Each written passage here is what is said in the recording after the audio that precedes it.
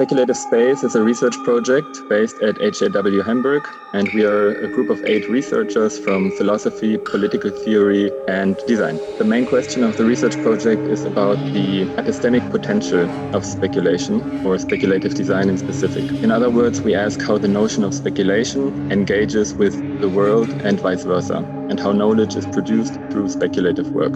The term speculation means to make claims that lack a so-called rational basis, or on an even more general level, you could say it means to make claims that will only turn out to be wrong or right in the future.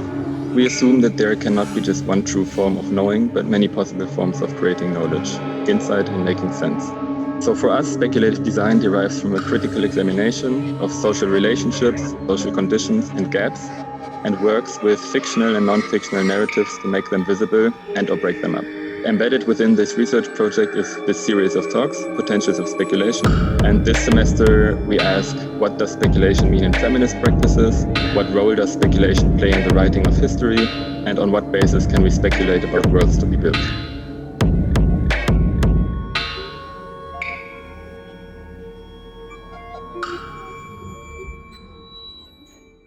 So now it is my real great pleasure to introduce our tonight's guest, Dr.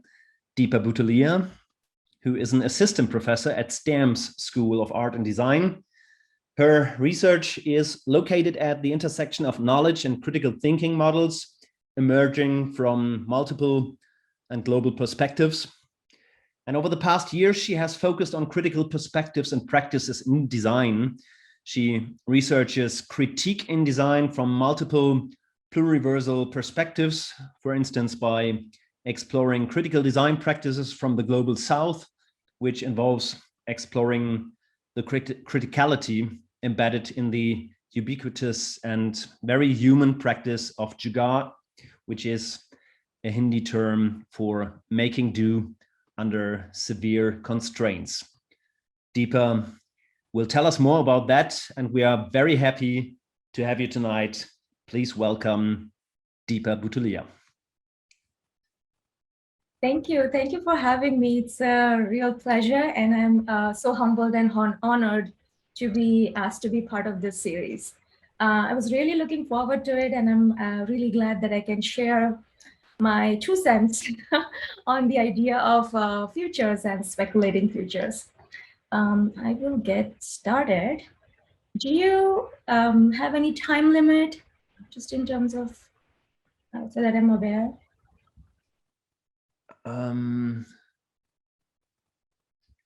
Usually it's round about maybe 40 minutes presentation plus Q&A, more or less. Usually okay. our sessions end maybe around 7, 7:15 maybe. Got it. Okay, yeah. So I'll keep it under half an hour then, just so we can have more discussions. So the topic of my discussion and talk today is alternatives of design futures. And as we also saw in the in that beautiful little spooky trailer of your research project, it was really well made though. I was really scared for a second. And so I'll be discussing some of those ideas and what are the other alternatives in addition to the ideas that have been regularly discussed in this field? Starting with design. Tom, would you let me know if my slides are not moving? I just changed my slide. Okay, perfect. I don't know, for some reason, I can never figure this out. But okay, so design for me, I'm an industrial designer by training. I also studied architecture, so I've been like in different aspects of design throughout my life. I've studied and practiced in India. I've studied and practiced in the United States. And so my life has been all these translations across these local and global divides. And so my understanding of design comes from these experiences and my transdisciplinary background, especially how we understand consumption in the post-colonial contexts of contemporary global capitalism and how we create its possible futures. My research areas are spread across these different frameworks, but for today's talk and discussion, I'm going to focus on the examples of futurities that are based on non-linear and non-Western notions of identities rooted in design and making, especially in the context of speculative and critical design. Since we are here to discuss about speculative futures, usually I would define speculative futures as, in context of design, as futures that are envisioned using potentials of design and what sort of futurities can come up by our design practices and our role as designers. And in that framework, I know there are people across the audience here, and so it's kind of terminology-wise, it's kind of more design-focused when we are talking about futures and speculating futures, and especially the sort of the field, the niche field of speculative and critical design. So my study or introduction to speculative and critical design happened actually pretty much in the United States. So there was literally at least when I went to school, there were not very critical frameworks, officially designed critical frameworks. We always studied critique, we always created critique, but there wasn't any concept. So it was really interesting and really sort of eye-opening for me to come across this sort of practice of design, because design, I'm a maker, and that's why I chose design. But when I came across this idea of design as a tool for making change by critiquing the way we live and the way we envision our futures, it really changed my life. It really changed my course of practice. It changed my choice from being a designer in an industrial design firm to an academic and researcher who studies and talks about these practices. The problem, though, is I don't know if it's I shouldn't be calling it a problem. I would say the limitation of this worldview actually is pretty much the canon of literature that's out there. It's wonderful. It beautifully encapsulates everything that's out there. These books, I think most of us sort of had this. A sort of moment of reckoning in this the Speculative Everything book by Jen and Raby came out in 2013. Even though their work was out there much before, Mad Malpass's sort of more historical background on the critical design practices wonderfully takes us back to the genesis of this practice, and a later, much more recent work by my colleagues and my mentors, Bruce and Stephanie Tharp, in Discursive Design, where they are discussing tools and examples and techniques of how to do this practice, which is a wonderful tool. But this is also a limitation in how we understand this field and practice. The thing is that either we are using this practice as a way to question technology that's coming up, and also think about what technology can do for us in future, but also in a way of there is this obsession to attach to this idea of dystopic futures. Like really thinking about the bad situations that we will be living in, and if you see most of the old and even the recent sci-fi work, it's pretty much obsessed with these dystopias, and the idea of futures is pretty much dystopic for all of us. And then that's what a lot of us started seeing, who were not sort of brought up in a very Western positivist mindset and culture, that a lot of the things that were shown in these dystopias were current realities for people, and even for some of us who have experienced it growing up. So for me and many others like me, we were a little concerned. Some were all on the extreme side. They were like critiquing it almost at an extreme level. There was a lot of scholarship in the critique of critical design. So that's where sort of the idea started coming up in terms of what are those alternatives to this already beautiful alternative practice of design. And so this slide references to the design and violence debate that happened on the MoMAs I think it was 2011 or 2012, the debate happened. So you should check it out. It was basically just everybody is trying to, there are people defending the importance of this practice versus people really critiquing this practice, that how harmful it can be, and how the lack of inclusion and representation in these scenarios and products and artifacts is actually problematic. The second, I would say, stream of critique that comes out of this is sort of the co-optation of this practice by corporate entities. So, especially I've seen in the United States, Google, Yahoo, not Yahoo, I'm sorry, Google, Philips, and a lot of these, like GE, a lot of these big corporations are using speculative design as a way of creating futures that are highly technologically updated. I mean, that technology doesn't even exist even for them, but they're using this platform to create those futures for people in order to create anticipation and sort of a marketing gimmick, so to speak.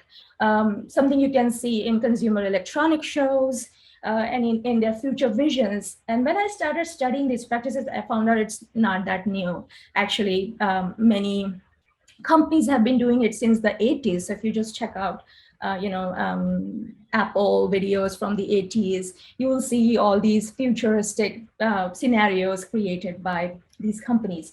The problem is that these companies are actually experimenting with these problematic ideas, and that might be, some people might take advantage of it, thinking it's real. And that's the capability and possibility. And so this article came out in 2011, in which it was really questioned, and people started questioning what happens when speculative design goes corporate, when the practice retreats behind the walls and NDAs of giant Silicon Valley companies. It loses its status as a public provocation and becomes instead something much more troubling. So that was another line of critique that started coming in. So these were ideas that really led me on this path of my research and my exploration and my scholarship. So if we are to question that, okay, if not dystopias, then let's talk about utopias. But then again, my question would be, utopia for who, and who gets to decide? If you see in the context of petroleum utopias, which is also called petrotopias, it's seen as an ideal end state, that this is what everybody should aspire to. This is what, people who are left behind, they should be caught up to. And even that is very violent in terms of what it has done to many neighborhoods all across the world. And so there's a lot of bias and violence that's built into these imaginings of utopia as well. And so my efforts through my work is mostly to avoid such biases and future violence through our imagining and framing of the utopia. Now, thinking of speculative and critical design, I think it's a wonderful practice. It has given us a lot to think with. It has given us a lot to compare and also to expand. So even in the AB manifesto of Dunn and Raby's speculative everything, they say that people can come up with C's and D's. And so I think it has opened up more pathways for us to create alternative ways to imagine futures. And so I thought critique alone is very important, but there has to be something in which we need to build on the critique. So we are really obsessed with, even if you take Afrofuturism, for example, we are so obsessed with the positivity of these futures that we actually forget the reality that we are living in. So there's either you're thinking all these happy, positive futures or these dystopian futures, and then, but there's nothing in the middle. So I think the key here is to balance, these reality and the joys of future. So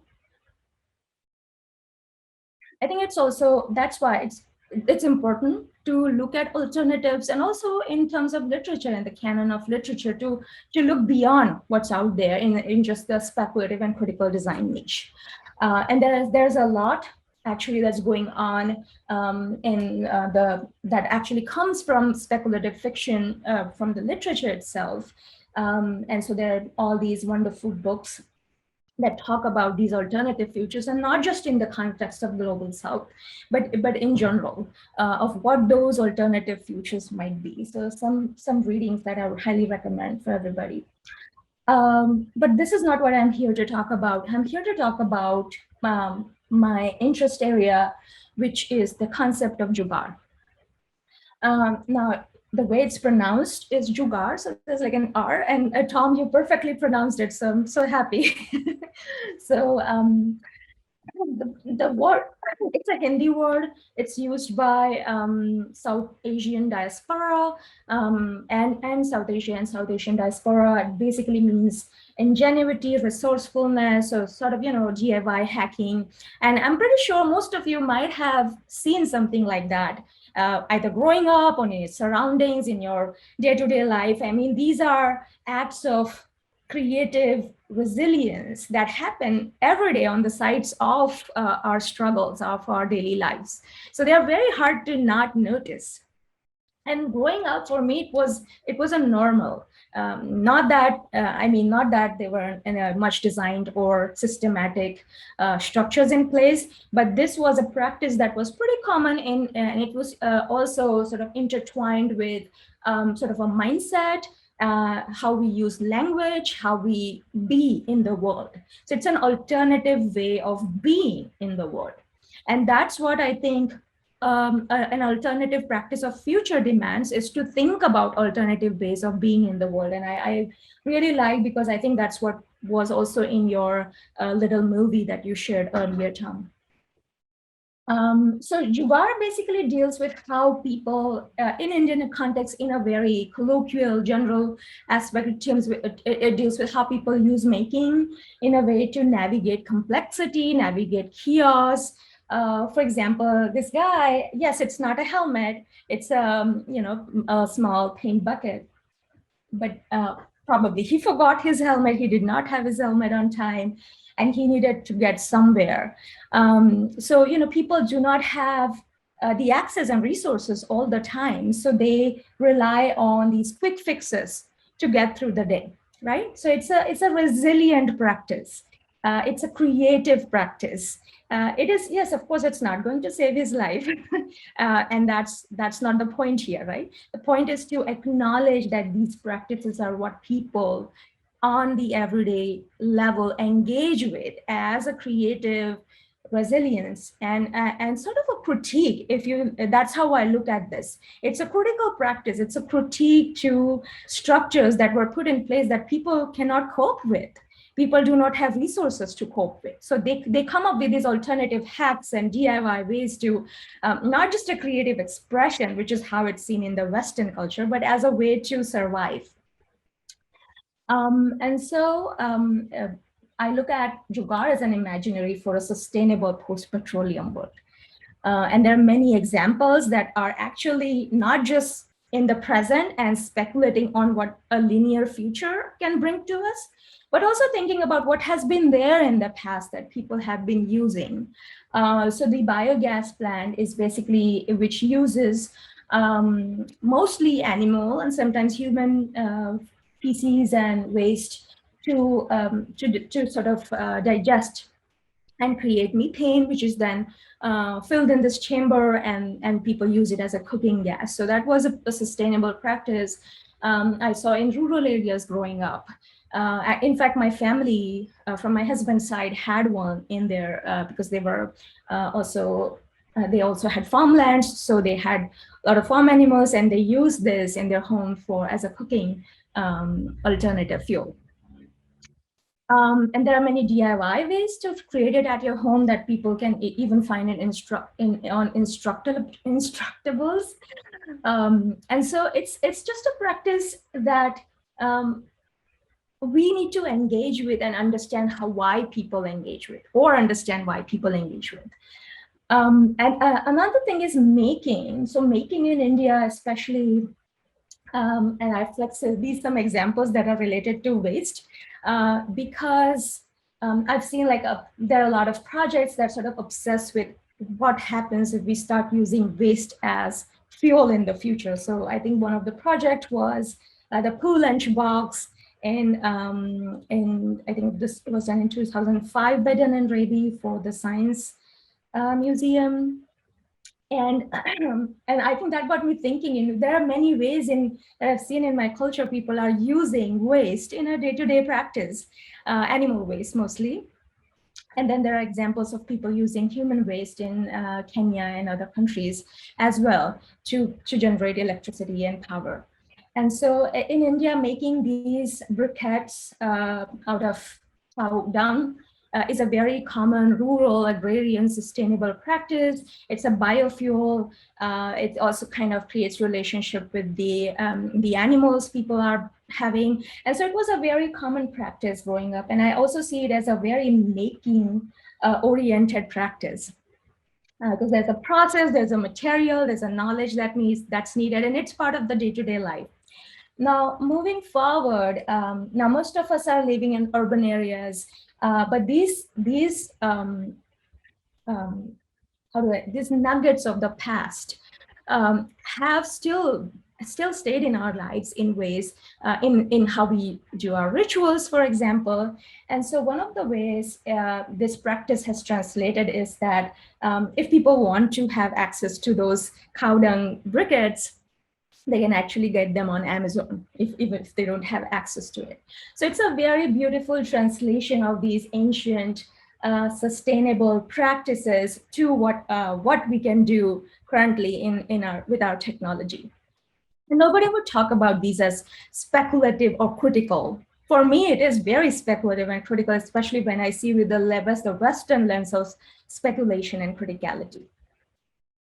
And there are many other sort of examples. So this woman in Mumbai, she used the cow dung paste that many rural people have used to, paint their mud houses to keep them cool and insect-free. And she applied the same technique to her car, and she claimed that it actually reduced the temperature of her car, and it was like really shocking to see something like that in a very urban environment. She was from Mumbai, which is a very, it's like a commercial capital of India, very forward city.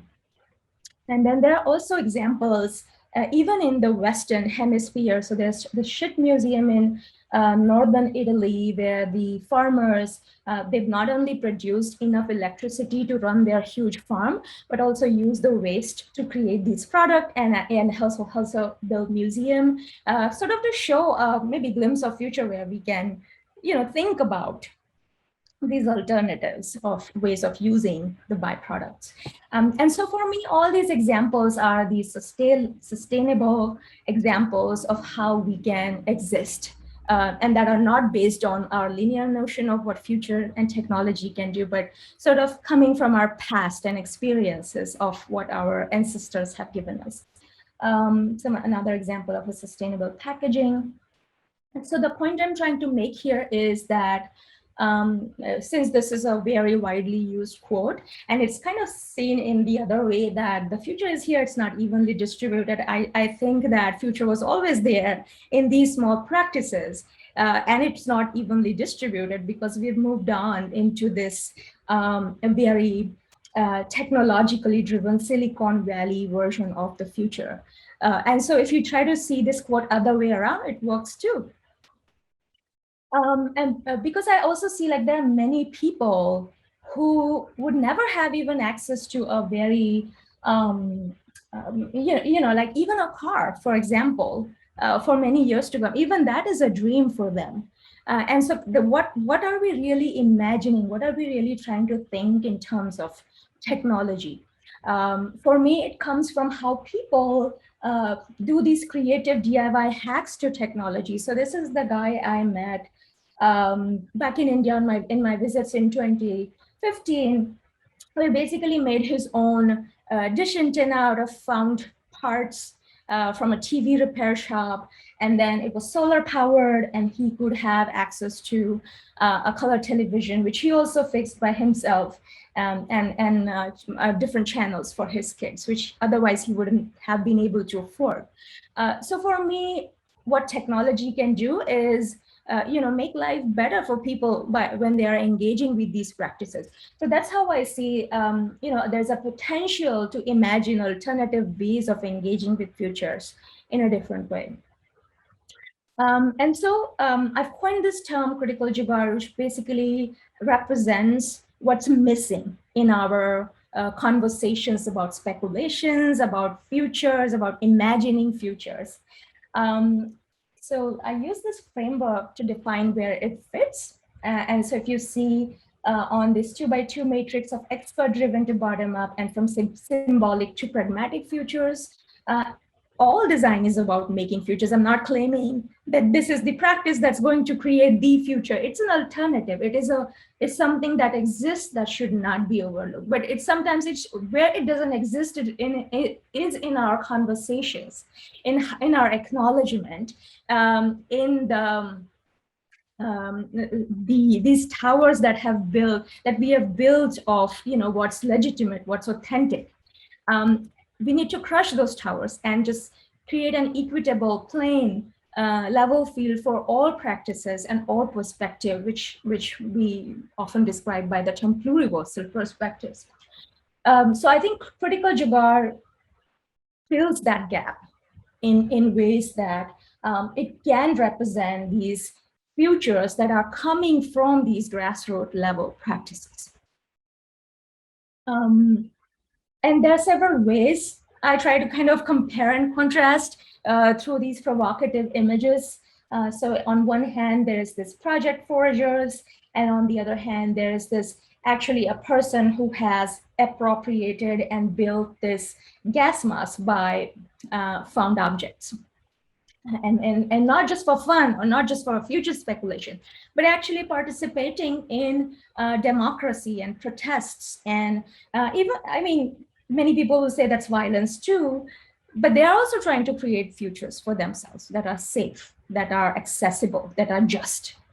And so I see that why isn't this practice not given the same level of recognition and acknowledgement and authenticity, because it's doing the same thing critical speculative design is doing, but in a much more realistic way.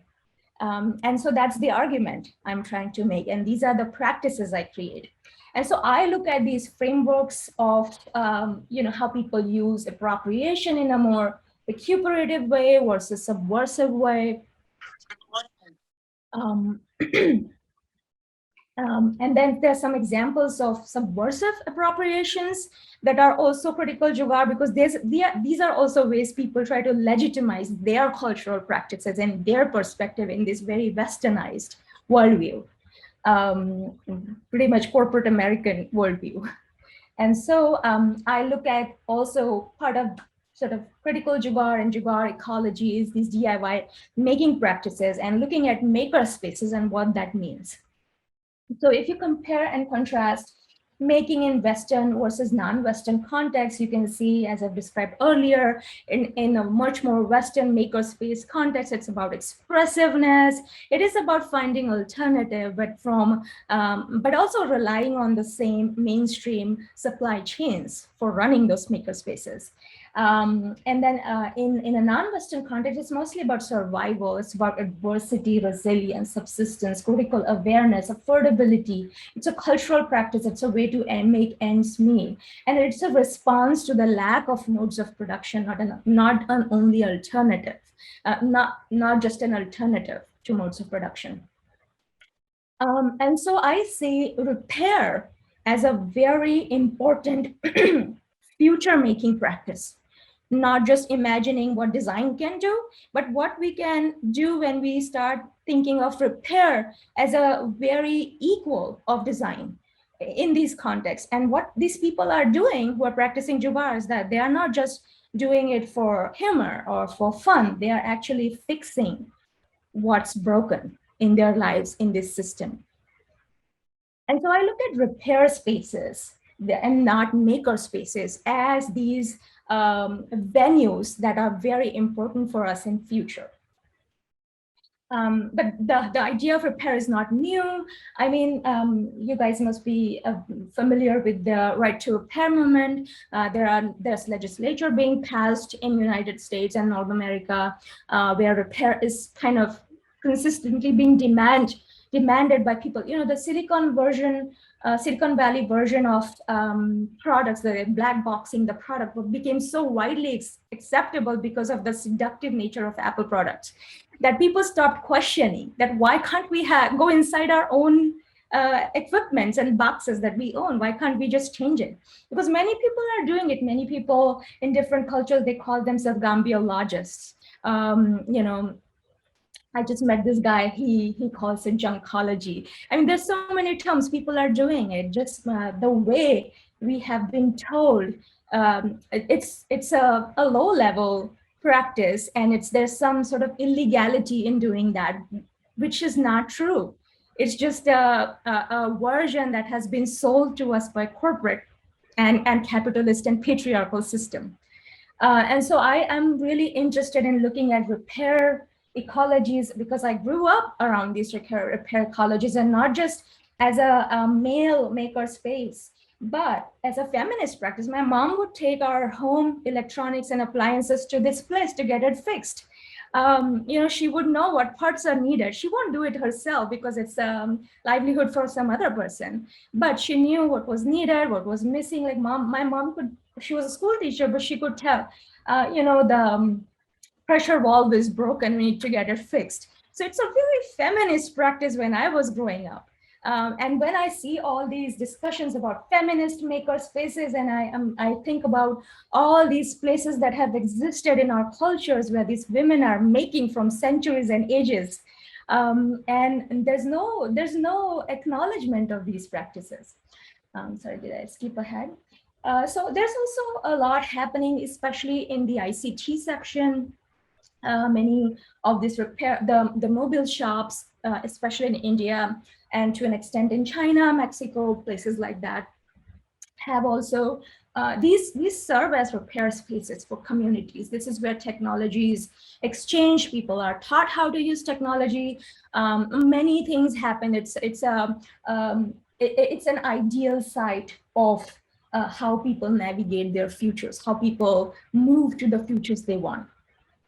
And so there are many sort of examples of these repair ecologies that has led me to explore these on a much more wider scale of what designers and artists and policymakers and scholars are doing with this. And I won't be able to cover everything, but I would like to move to some examples of global South futures that these practices inspire. Some of the artists that I admire are Cyrus Kabiru. He's represented by a South African gallery, but he is from Kenya. And so basically there's a Kenyan term called Jugaad, which is kind of similar to Jugaad. So there's a practice of making objects, household appliances, ovens, and pans and pots out of junk metal in workshops in Kenya, and you can just like buy it on the roadside. So he uses that sort of practice and mindset, and he uses it as a self-portrait, and he kind of combines it with Afrofuturism in a way to create these stunning sculptures. And it's an artistic practice, and it's also found in museums and galleries. And I think that's a very good example of futurities we can imagine in alternative modes of making and production.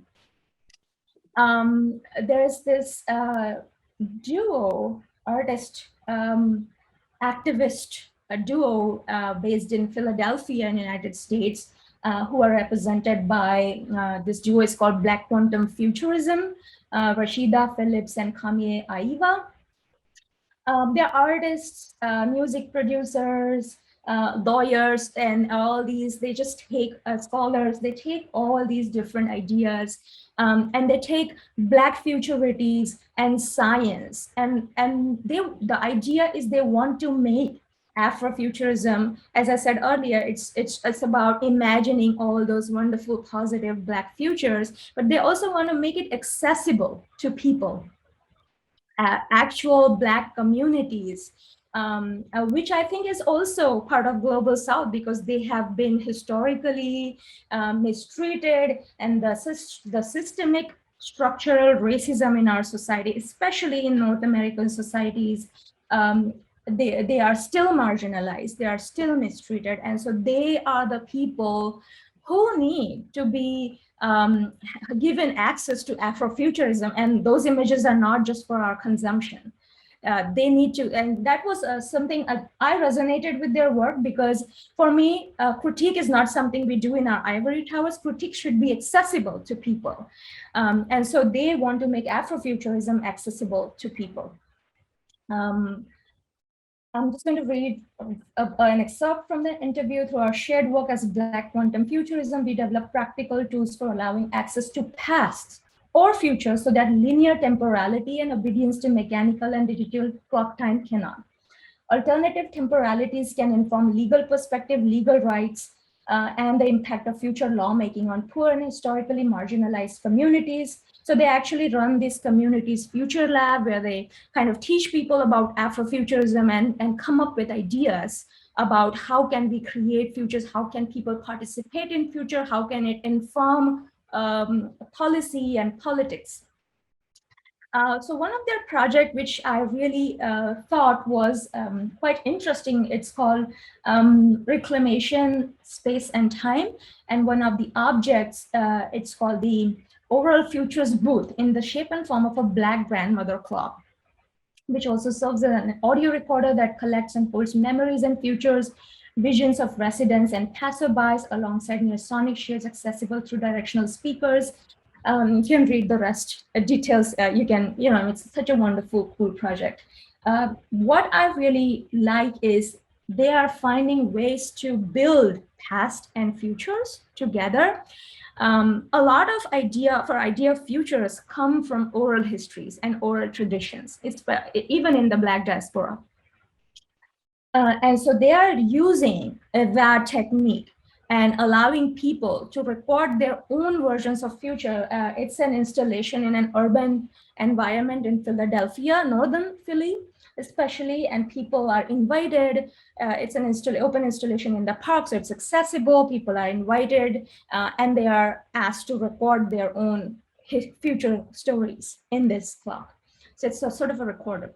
I think this is a wonderful project. That's a wonderful example of what are potentials of speculation in a very alternative mindset.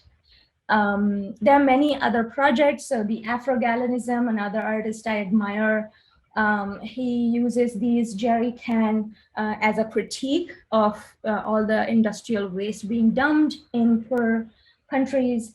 But critical Jugaad is not just about political and activist making. It is also about building futures in a very creative and resilient way. So there's a group. This is an example in that aspect. There's a group called Design for Disasters, which is a Thailand-based interdisciplinary design group, in which they basically study different ways people are living in Thailand post-tsunami. And they have kind of thought, so this is kind of an old project. I'm not sure that if they're doing it or not, but it was pretty important in my research and study, because they were teaching people how to do Jugaad in case a flood happens. How can you, the aid will come late. We are not a very rich nation in sort of the Eastern Hemisphere. So, we cannot always call 911 and help will be there right away. People have to deal with their problems on their own many times. So they are teaching people, citizens, how to build flotation devices in case of flooding, which is kind of interesting. And they also kind of create these very stunning images to almost like how speculative critical design projects are displayed in a very seductive environment. So which I thought was quite critical and quite interesting. Some artists using photo collage ideas to give us alternative visions of future, and now there are many more examples. In my sort of moving to some of my pedagogy and my student work, not my, I mean, my students' work, we were looking at this idea of post-speculative critical design, in which we were moving from being obsessed with these visions of future, but also like using critique in a very different way. And these were some examples we quick done for one of the project I was working on. It was called Post-normal design, climactic post-normal design was an exhibition I curated on these co-curated, sorry, on the post-speculative and critical design practices at Carnegie Mellon back in 2016. So these were some of the examples it's not just something I study, but I also try to bring it into the pedagogy of speculative futures, because it's very important. If we are not helping students, especially in these very rich Western universities, understand and empathize with people they will never meet and they will never understand. Just going to skip past a few, but basically also thinking, my other interest is biodesign. So we are also thinking in terms of what are these biodesign inspired futures and what is critique in biodesign. And so thinking of what we were thinking of, this idea of lab grown meat and what it means. And so one of the ways it was very sort of difficult for students in Western context to imagine futures for those who they have not experienced. And so it's kind of, it's a struggle that we need to balance. And so they were imagining our culture, how it's obsessed with celebrities and what we had lab-grown meat taken from DNA of these people, would we eat that? What kind of future is that? So that was sort of this post-critical speculative design space. From a more cultural perspective, I had the student from a Chinese background, and she started imagining what we run out of space for symmetries, and we sort of start sharing symmetry spaces and what sort of future that might look like. So the many questions explored, being in a more cultural way, in a with the lens of social justice, with the lens of creating sustainable futures. So all these are being brought into my classes when I discuss these ideas and provoke and push students to create futures. So I see critical jugaad as a frugal decolonial, speculative and critical design practice, but there are many other ways this could be interpreted and created and used. I also do these quick workshops as an experiment where I just gave people a bunch of junk and kind of walk them through the different tools of how we do these speculative critical design exercises in classroom. And instead of students designing these highly finished objects, what can they quickly come up with these objects on time? And I found that quite interesting exercise as well. I also, probably in the sort of spirit of keeping time, I won't go into too much detail about post-normal design, but sort of the another way or another layer I see this work is in the idea of post-normal design, which is inspired by partly post-normal science and post-normal science, which is work of Jeremy Ravitz and Silvio Functovich. And they talk about science, which is not just done in labs, but when there's when the stakes are higher, what sort of science practices could be engaged in. And then post-normal futures is by Ziauddin Sardar, where he talks about complexity and chaos and how we deal with those in future. And so I started imagining from a design's perspective what post-normal design would be. And then a lot of these ideas in terms of the framework being compared to the framework of post-normal science, in which when the certainty and stakes are high, what are the different practices that could be engaged in? And I definitely see critical jugaad as part of that post-normal design framework. This was the exhibition that I curated with Catherine Moline and Ahmed Ansari in order to explore these ideas and also sort of experiment with what if these everyday practices can be moved to an exhibition and a gallery. And for that, I use this gas face mask made by found objects bottles. And so what sort of an experiment in seeing what if we start imagining these as equally critical speculative design artifacts. My current work is based in Detroit, so that map is pretty small, but so this is like right where I am. For me, if I am not thinking critically about my work, where I'm located and situated and thinking more contextual, then it's not worth it. And Global South is not just limited to all these, it's not geographical, it's a concept, right?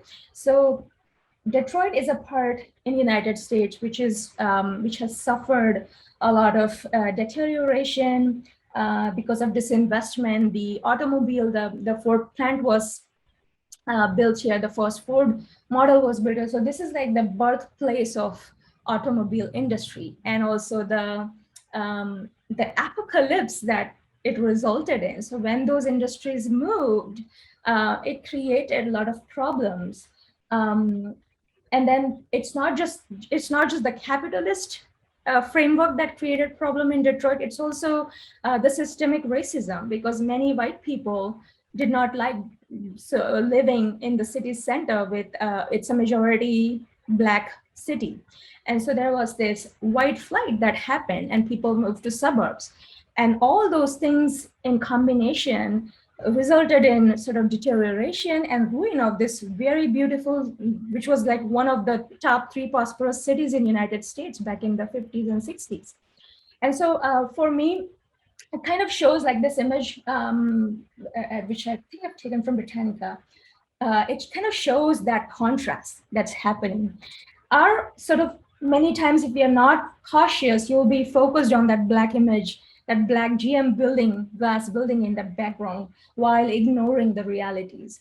So I'm trying to understand now what is Jugaad and critical Jugaad in this context. That is my current research project.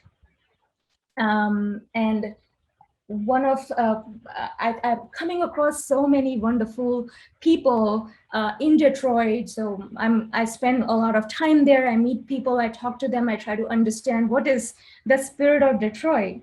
And this is actually a statue which is called Spirit of Detroit. And it's sort of the center of the downtown, so like a landmark of Detroit. You'll see that being shown in many sort of Detroit related places and activities. And then the image to the right is a local artist. She created her own version of Spirit of Detroit. And I think that beautifully encapsulates the ways in which people are thinking and imagining alternative futures. And I think that's what I want to sort of, I want to wrap up my talk with, that how it is important for us to question our privilege and also acknowledge these alternative ways to imagine futures. So thank you.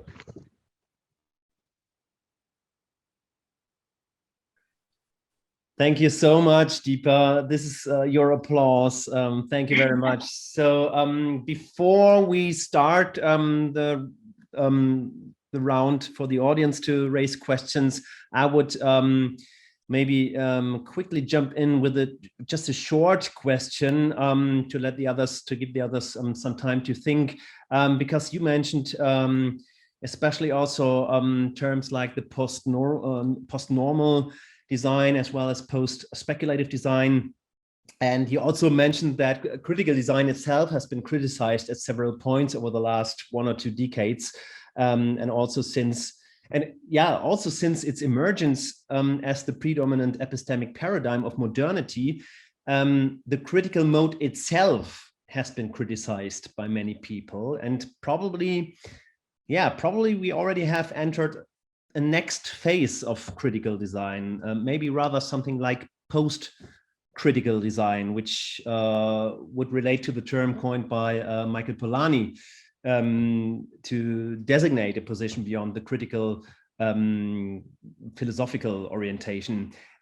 So my question, would you say that post-critical plays a role in your considerations on the status of critical speculative design and in your concept of critical jugaad?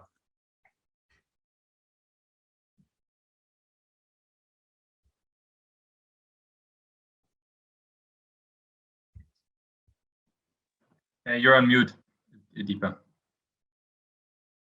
Sorry, would you just repeat that, please? Um, What is my role? If post-critical as a term, as a concept, if post-critical design plays any role in your considerations, both on the status of general traditional critical speculative design, but especially in your concept of critical jugaad. Do you play with this term post-critical? Because you mentioned post-speculative and post-normal, and I was just curious if you also maybe... Well, yeah.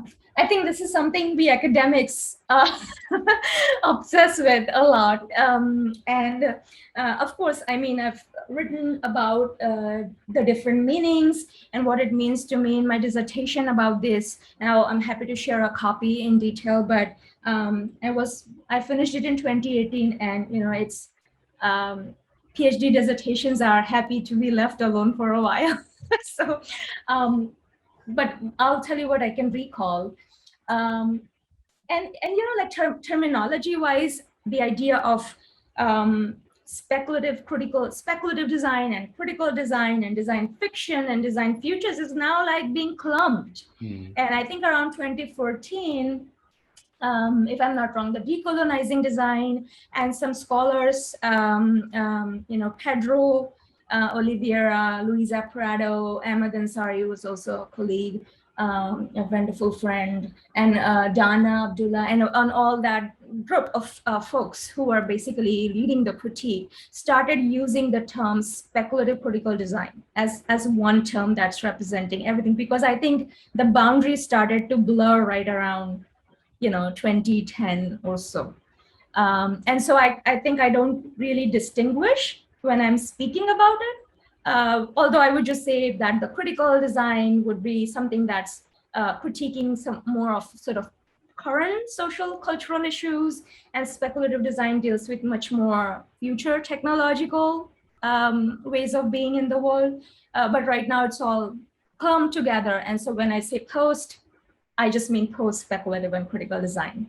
But I mean, that was a way for me to move beyond. And some of the major ideas was that we need to stop just thinking about these futures where, within things to our bodies, and how would that be, and these white sterile spaces, like even the representation of people in those futures, and then obsession with these dystopias, and or being too poetic. So that was my that's where I was going with the term post-speculative and critical design, is that we need to move beyond these.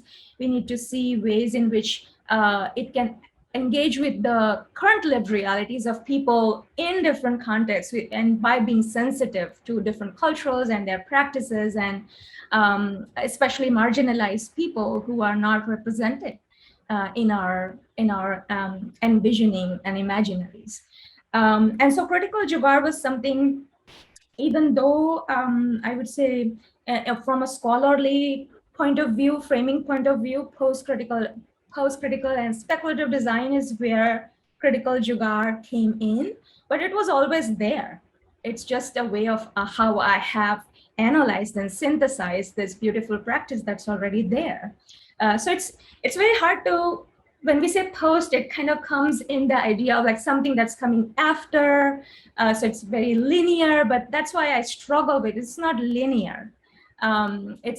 It's all mixed up, our past and present and futures, and even the concept of time. Especially in, I heard this other futurist, her name is Pupul Bisht. She was she's also of Indian origin, and she was kind of said something that stuck with me, that in Hindi, the word for yesterday and tomorrow is the same. So we say kal.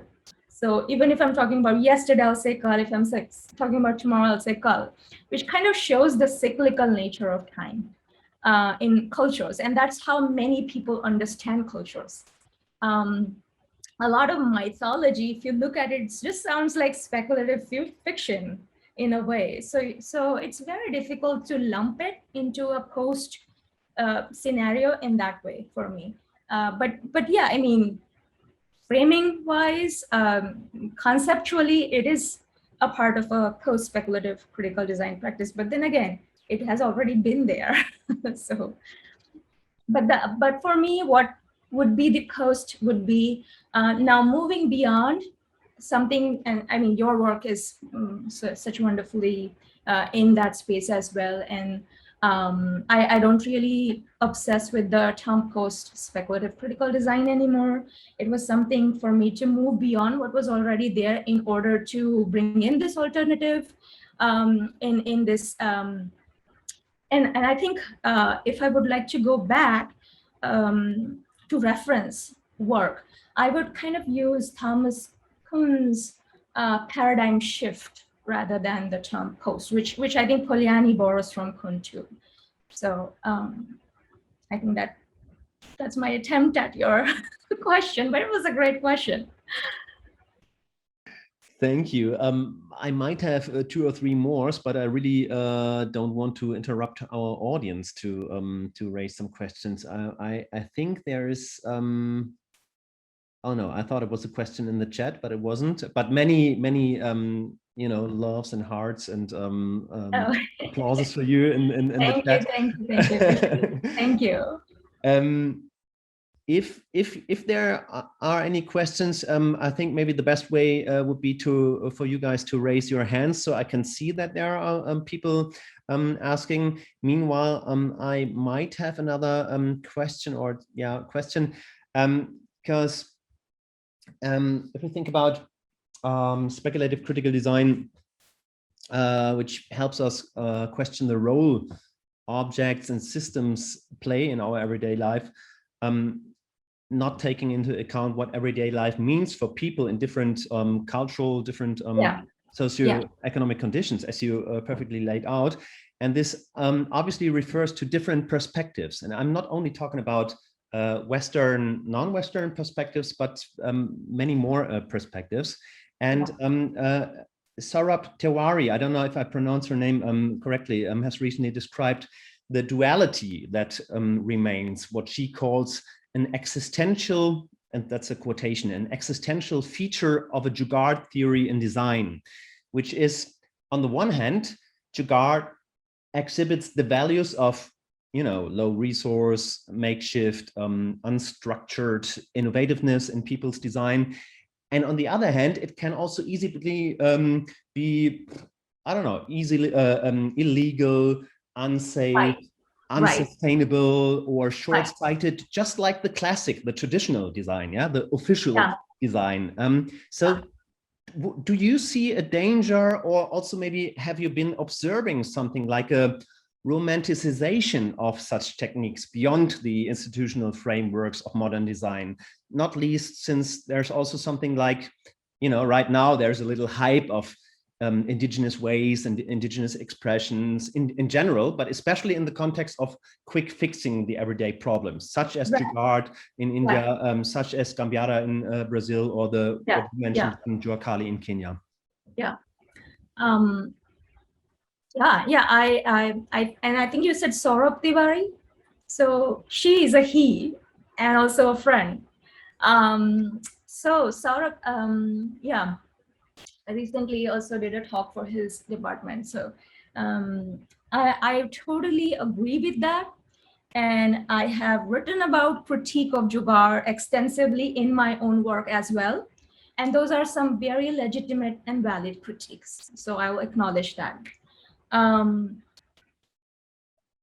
But I think what I want to do here is to sort of break the mindset of thinking or focusing on see, a lot of this insecurity comes from this Western gaze. Like you are, like you're using this quick fixed way of doing things versus our subscribed box of something. Let's say toys, like kids making their own toys with sticks and things like that, versus I'm subscribing this STEM kit for my kid, and that's so perfect. Like that's the end all that we are envisioning. When I think a lot of that inferiority complex, that insecurity comes from being against this capitalist global modernity and not acknowledging our values and our ways of knowing, our alternative epistemologies. Um, and so people focus a lot on how bad it is. What I'm trying to do is also trying to show that even though it's unsafe, and I acknowledge that totally, like in the image I showed about the guy wearing a bucket helmet, yes, yeah, if he meets an accident, it's not going to save him. I'm trying to address the attitude. So none of the critical speculative design work is real or will be real. Most, like 90% cases, it won't be the way it was done, at least. It is to kind of bring up a critique. That's what it claims to do, right? A critique of the way society is, or culture is, or future is, or technology is, and then thinking about, do we want that? So in a way, it I know Jugaad sort of has the seeds of its own destruction buried inside it. I understand that totally. I'm pointing at the um, the creative critical impulse that's built into Jugaad. And I'm comparing that with the critique or the critical impulse of these never going to be marketed products and artifacts and scenarios. And I know there's a lot in between that has come in now, especially even in the examples I was showing, like Black Quantum Futurism's work, many others who are using speculative, like Nesta in UK, many people are using speculative design in policy building, etc., etc. So I understand that. So yes, Jugaad, there is a duality in Jugaad, but that's the question Saurabh asked me too. Like how do people in the West, like how do they perceive Jugaad as this sort of low skilled work versus innovation coming from poor people, for lack of better terms, and that's kind of really bothers me, is like, why are we not acknowledging this? There are so many beautiful making practices. Actually, I was in seminar by Cindy, in which they were discussing this special issue that Cindy and Yana have edited, which is on these futures or pasts of DIY maker cultures. And there's so many examples from so many different cultures. That is how we have survived. Why are we not proud of it? I know we should be aspiring to be a very global modernity, a country that's part of the global modernity, and in many ways India is still. But I just see like that is something that's not just cultural, that is something that's seen globally, and that has given us the tools to survive and be critical at the same time. And that is what my focus is on. And so, yes, the critique of that being not safe was already always going to be there. I was giving the similar talk last week, and one of the students from India was in the conversation, and he said, he was back in India during COVID, and it was a disaster, the second wave in India, and people did not have access to basic resources. And so he saw that people were making like just van with oxygen cylinder that was an ambulance. And he said, that's not how we should be doing things. Agreed, but didn't that save life in that moment? Didn't it do it, right? Yes, we should have ambulances that are properly equipped, and that should be saving lives. That is the basic human right. But people are surviving in face of adversity with what, like, you have a van and you have an oxygen cylinder, I'm going to put it up and I'm going to save this person's life. What's wrong in that? So yeah, I mean, I'm not saying that we should all just stop innovating, and stop looking for solutions. Yes, there are so many things Jugaad cannot solve. It's an alternative, right? But an alternative worth acknowledging. Thank you. And I saw Cindy raising her hand. So Cindy, welcome. And yeah. Yeah. Hi, everyone. Hi. Because Deepa mentioned my name, and it was so nice to have her participate in our launch event, because we had a special issue on alternative histories of DIY cultures and maker utopias. And so the whole point of it was to actually bring up some of these alternative maker histories. Yeah. And I think, I mean, the whole thing is so interesting. Also, I think that the kind of the danger of fetishizing or romanticizing these movements and the activities is there, but I think it's less of a danger than the potential of us in wealthy post-industrial societies to actually start to look at the work, at all kinds of work, the critical stuff, but also the everyday stuff that people do, in a way to valorize it. That, you know, we need to begin to have lifestyles of sufficiency. Overconsumption is it just, we can't do it anymore. Right, absolutely. I mean, you have there in Deepa, in the US and Canada, there's this massive heat wave that they have never experienced before, as we keep hearing on the news. That we can't do it anymore. Right. And I think that there are lots of lessons there on I don't know how to make these things kind of culturally acceptable to industrial, like wealthy industrialized people in the mainstream and the middle classes, as far as goes.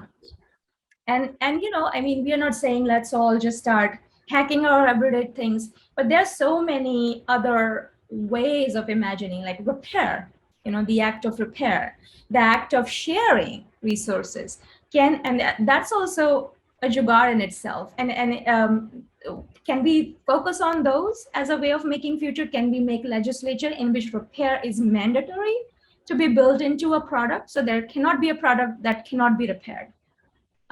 If we have those futures, Jugaad is just a way to hook and anchor people into thinking about those ideas. Yes, we are not definitely asking to romanticize about those ideas. There is, as Cindy pointed out, there is some potential danger to that. But we can think of different ways and get inspiration from these different ways of being in the world and imagining what sort of that just and sustainable future could be.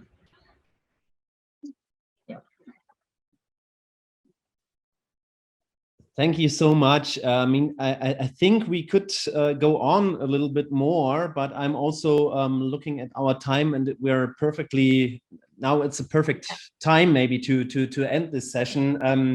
As far as there are no further comments, but I think that's not the case. So I would take the opportunity to first of all, thank you once again, Deepa, for joining us today and for coming. Oops, now I have a problem with my, I'm sorry, with my computer. Something happened. Yeah. So it's been a real pleasure to have you tonight in our lecture series, and also a magnificent final for season 2 of our lecture series. And also a big thank you to the audience. Thanks for joining us today, and also thanks for staying with us the whole semester. We hope to see you all again in October. The schedule for the next season will be found on our website, Speclog XYZ, soon. We will announce it there soon, as well as we will also upload the videos from this season soon. And as you know, this is still an open format, so You're more than invited to tell your friends, your colleagues, your families, your students to join us at any of our next lectures. Thanks, everyone. Thank you, Deepa, and goodbye and good luck. Yeah. Thank you very much. Thank you, everybody. Bye-bye. Thanks so much.